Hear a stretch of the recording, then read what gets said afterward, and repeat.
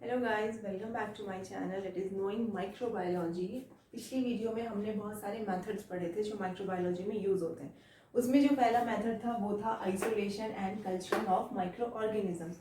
जैसे मैंने उस वीडियो में बताया था कि आइसोलेशन क्या होता है, किसी भी चीज़ को आइडेंटिफाई करके प्योर फॉर्म में निकालना, उस चीज़ को हम बोलते हैं आइसोलेशन। कि हमें पता होना चाहिए कि ये बैक्टीरिया है, फंगस है या फिर हमारा वायरस है। ठीक है, कौन सा माइक्रो ऑर्गेनिज्म है, उस चीज़ को फाइंड आउट करने को हम क्या बोलते हैं, आइसोलेशन।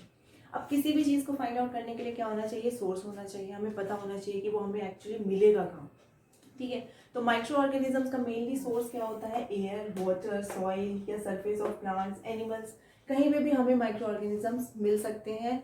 हमारी बॉडी पे भी बहुत सारे माइक्रो ऑर्गेनिजम्स होते हैं, लेकिन they are some are good for our skin and some are bad for our skin. ठीक है, अब जो माइक्रो ऑर्गेनिजम्स यूज होते हैं ना, वो ऐसे तो नहीं कि हमने घर में कहीं पे भी यूज कर लिए। ठीक है, जो मेनली माइक्रो ऑर्गेनिजम्स यूज होते हैं वो मेनली इंडिया में भी जो होते हैं वो इंडस्ट्रीज बेसिस पे ज़्यादा यूज होते हैं।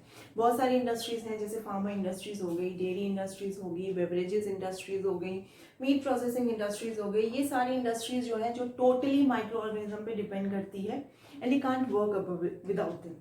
ठीक है, अब किसी भी माइक्रो ऑर्गेनिज्म को इंडस्ट्री में काम कराने के लिए उसे बहुत सारी कैरेक्टरिस्टिक्स को फुलफिल करना होता है। बहुत सारे माइक्रो ऑर्गेनिजम्स, और ऐसा नहीं है कि हर एक माइक्रो ऑर्गेनिज्म इंडस्ट्री में यूज होगा।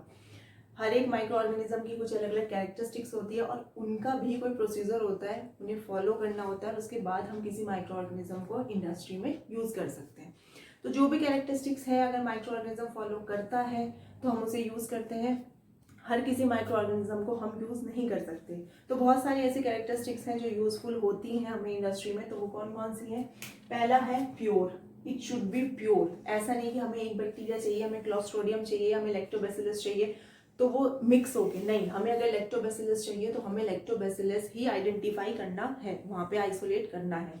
ठीक है, नेक्स्ट चीज होती है जेनेटिकली स्टेबल। जेनेटिकली स्टेबल से मतलब क्या होता है, जैसे हम जेनेटिक, जब हम जेनेटिक की बात करते हैं तो हमारा पहला दिमाग जाता है डीएनए में।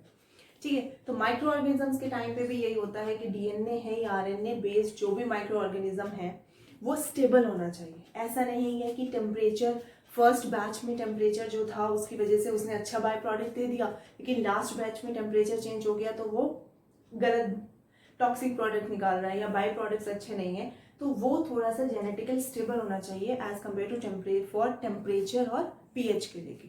ठीक है, नेक्स्ट थर्ड पॉइंट क्या है, single valuable product with no toxic by products. Obviously बात है कि जो हमें चाहिए, अब ब्रेड मेकिंग जो इंडस्ट्रीज हैं उन्हें ब्रेड चाहिए, टॉक्सिक अगर होगा तो फिर उनके लिए खराब है। ठीक है, तो जो भी माइक्रो ऑर्गेनिज्म हम यूज करें वो सिंगल वैल्यूएबल प्रोडक्ट दे, हमें कोई टॉक्सिक प्रोडक्ट नहीं आना चाहिए।